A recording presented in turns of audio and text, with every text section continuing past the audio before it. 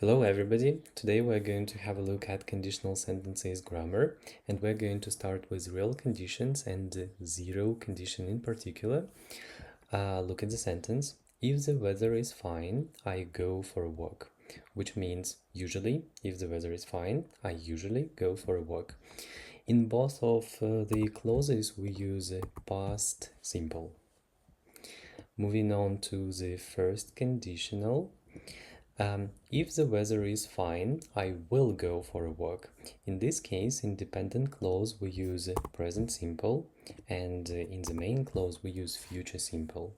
We usually use it to speak about future possible situations. The main rule here is not to use future simple in if sentence. Unreal conditions, the second conditional. If the weather were fine, I would go for a walk. In the dependent clause here, we use past simple, and in the main clause, we use would and verb first form.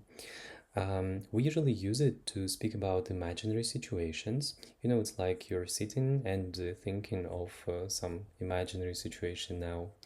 If I were rich, I would buy a yacht, for example. And the third conditional, if the weather had been fine, I would have gone for a walk.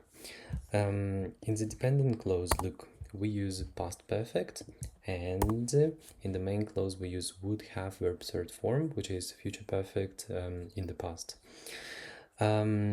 This conditional is used to speak about past unreal situations, and they're also imaginary.